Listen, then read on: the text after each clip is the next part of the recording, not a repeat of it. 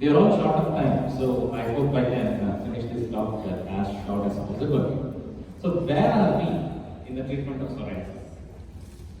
We all share a passion. We are all dermatologists who treat psoriasis like me. And we have come a long way. It's very exciting to be in an era where the definition of cure is changing rapidly. We have a treat to target which is PASI 90. We have a treat to target which is near clear skin, and we are talking about an absolute PASI 3. We are also talking about an ACR of 50 or 70 no longer 20, and we have a minimal disease activity, and in fact a combined score of skin and joint is also being evaluated as a possible target in the management of psoriasis. Therefore, it is really exciting that we have reached a stage where we all recognize psoriasis as a systemic disease. We know that the more severe psoriasis has a very high chance of cardiometabolic events. In fact, in severe psoriasis, there's a threefold increase in the events, cardiometabolic events. And it is exciting indeed to go into the heart of psoriasis. Is it possible for us to prove that systemic treatment of psoriasis can increase the lifespan of people, maybe by 5 years? There are articles like that. Is it possible for us to make a huge impact in the incidence of cardiovascular events? Of course it is. We all know that so many biologics have been used in psoriasis. In fact, the TNF-alpha inhibitors were used earlier, and they were evaluated, for example, in psoriatic arthritis with various surrogate markers, for example, a special type of PET scan, which was used to see whether we find an increase in the incidence of major adverse cardiovascular events. Therefore, let me start my talk by saying that I share the same passion as you, and this is my first case. A 36-year-old male with psoriasis of about 8 years duration who had been treated only with topicals and homeotherapy. He presented with erythroderma, almost like asking was removed. His pre-Sekukinumab score was 48, PASI, DLQA 28, PGA 4, test 1 out of 5, and he had had a stroke in October 2017. 2 stents after angioplasty, and he was on Plavix, statins, and aspirin. His BMI was 13.84. After evaluation, we started him on Sekukinumab in October 2018. See, it's a very classical case. He has had psoriasis for a long time and he is not treated. A classical example for us to say that even in this day and age, a lot of patients are being undertreated. There's a huge number of patients who deserve systemic therapy and biologics who are being ignored for just using topicals and who are not treating it properly. And we know that psoriasis is a systemic inflammatory immune-mediated condition, and the incidence of cardiometabolic events in them are pretty high, and as we said, with severe psoriasis, it's almost threefold. A classical example of a case who had not been treated on time and who ended up with cardiometabolic events, and he had a BMI which was high, and he had hypertension, and he had the usual metabolic syndrome. So a very, very, very classical and illustrative case. So this is what happened after I started him on Sekukinumab. The before and after pictures are after his loading dose, which is within 5 weeks. You see the huge improvement in the skin, and before and after. So a massive improvement in his erythroderma occurred, and the skin improvement not only reflected in that, but the reduction in the shivering and the metabolic complications, and he was on follow-up. The points of interest are erythroderma, metabolic syndrome, cardiometabolic events, and the rapid sustained response. The interesting update on this patient was that on October 2020, he developed a COVID infection, and he called me and he said, "Doctor, I tested positive for COVID, and I'm having a fever and a cough. What should I do?" I said, "Please stop your Sekukinumab," and then he had a very mild course of COVID.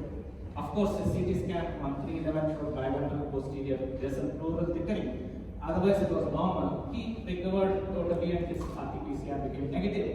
After that, after about a month or so, he restarted on Sekukinumab and he is doing pretty well. So, what is the aim of my talk today? My aim is to go through 4 or 5 sections. That is, I'm going to start with the Cardiometabolic trial. What is the Cardiometabolic trial? Cardiometabolic trial is actually a trial which tried to look at what the cardiometabolic events course can be in a patient who is started on Sekukinumab. Of course, surrogate markers were used, and it was a double-blinded and placebo-controlled and multi-center trial. And the basic endpoint was flow-mediated dilatation of endothelium, which was observed by Doppler. Now, what is this flow-mediated dilatation? So, we know that flow-mediated dilatation is a marker which can actually show us the future chances of parts of cardiometabolic events. A 1% decrease in the flow-mediated dilatation can reflect as a 13% reduction in the relative risk of cardiometabolic events, which is quite significant. Therefore, this is the trial, randomized, double-blinded, multi-center, exploratory, surrogate markers, primarily the flow-mediated dilatation, and of course other markers were used. The input, that is the patients who have chronic type of psoriasis, age 18 and above, and the primary endpoints were at week 12 and week 52.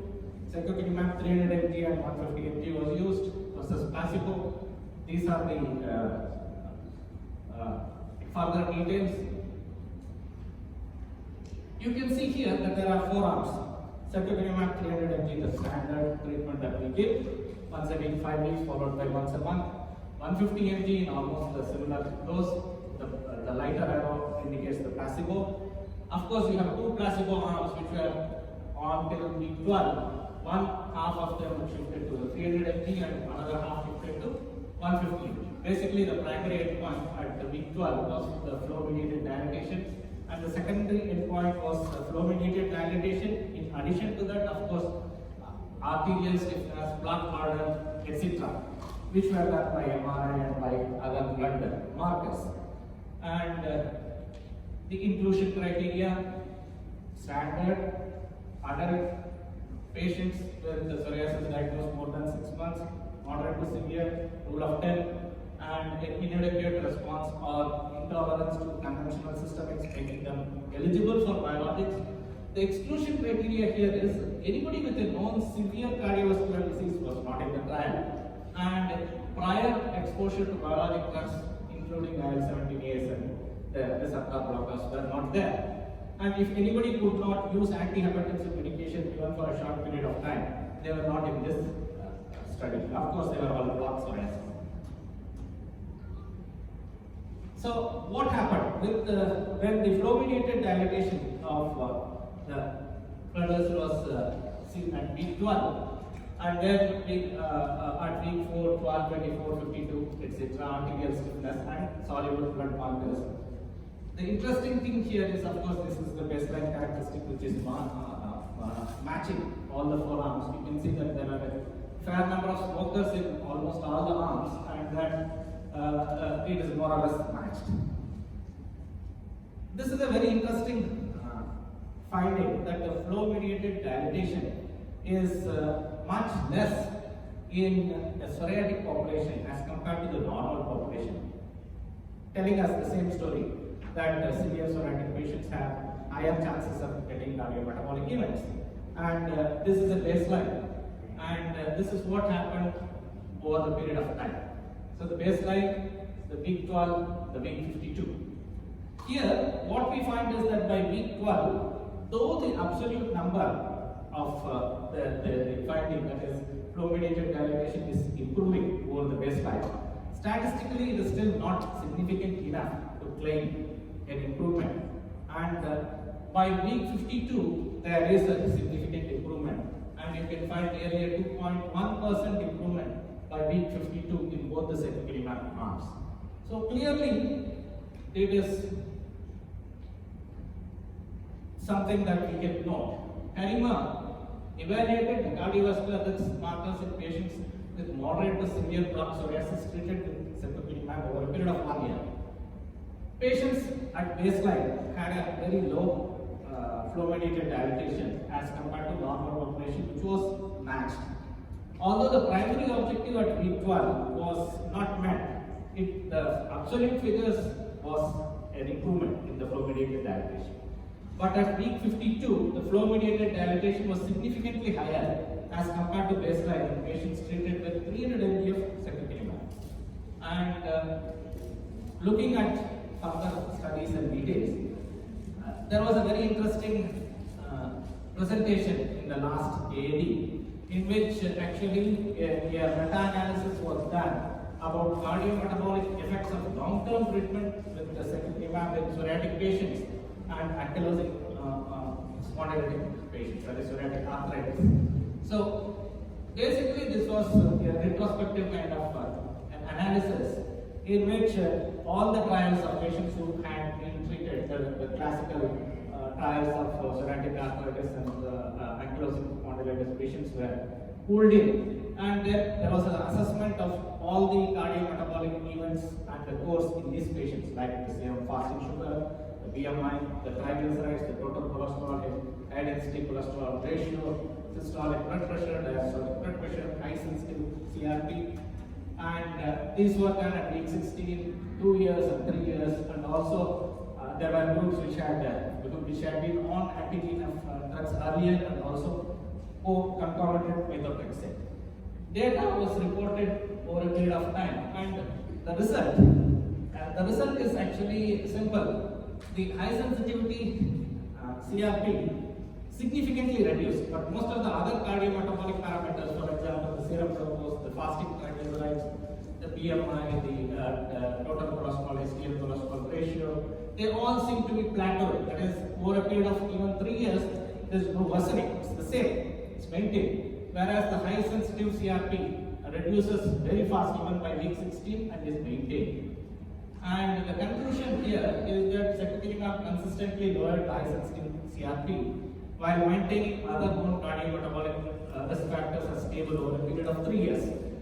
The effect of Sekukinumab was irrespective of whether they had an anti-TNF therapy earlier or whether they were not concomitant with methotrexate.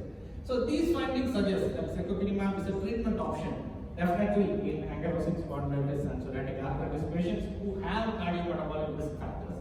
Of course, further research is required. So we have seen 2 studies now. So one is the CARIMA, where we saw the flow-mediated dilatation. Second is the pooled analysis of cardiometabolic events. Now let's come to a third presentation, which was done in the World Congress of Psoriasis, where Professor Kruger, who loves, I believe, basic science and has done a lot of studies on proteomics and inflammatory markers in psoriasis, showed us that Sekukinumab normalizes expression of proteins associated with inflammation and cardiovascular risk in patients with psoriasis. Therefore, this is a very, very interesting study.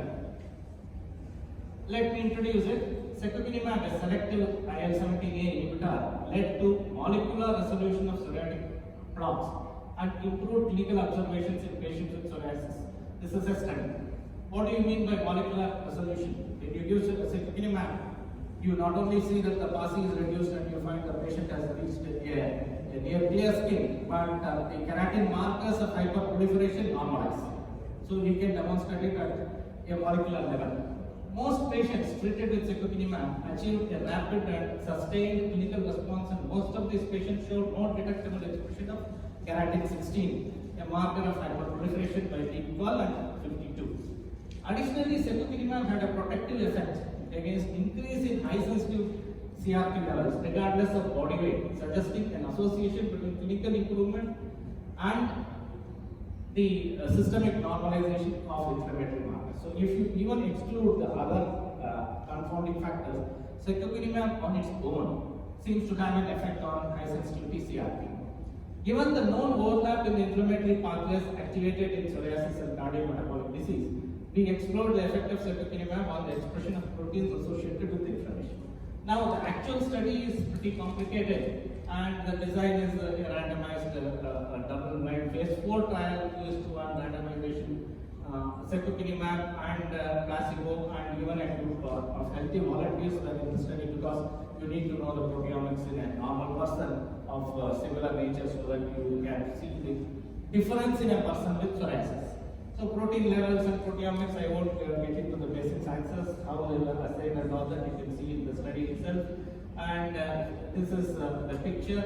You will find that the proteomic expression in a person with higher PASI and those with cardiometabolic events seem to reduce over a period of time as they are on Sekukinumab in the various timelines. So all these are busy slides, I don't want to go into them in detail. The conclusion is that the data represents the first attempt to measure blood proteomics for inflammation in cardiovascular markers in patients with psoriasis using index match controls. Sekukinumab showed a positive systemic effect on the expression of inflammatory proteins, normalizing the production of numerous markers. Furthermore, our data identified a set of proteins that can be normalized by IL-17A inhibition, suggesting that Sekukinumab can positively modulate the expression of these proteins. So most of these markers were stably improved through 1 year of treatment. So 3 interesting studies, one about flow-mediated dilatation, one about pooled data showing the immense improvement in high sensitivity CRP, and the third one, the proteomics, showing that the systemic inflammatory markers are reduced.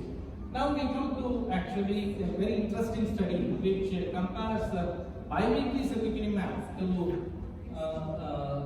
the standard monthly Sekukinumab in obese patients. As patients, as physicians who treat psoriasis on a regular basis with biologics, we all know that the obese patient throws a challenge to us. Anybody above 90 kg, tackling this patient is quite difficult, and in fact with the older molecules, we had options of reducing the duration or increasing the dose. We all know these tricks which we used to play, but with the newer IL-17A, we did not have studies to support this, but here we have now.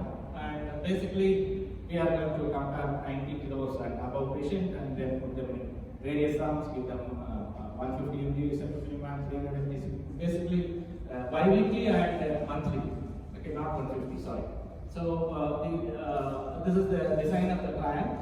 So patients who did not have a 90 PASI improvement were further randomized into 2 groups. One, the bi-weekly group, and second, continued on the conventional treatment group.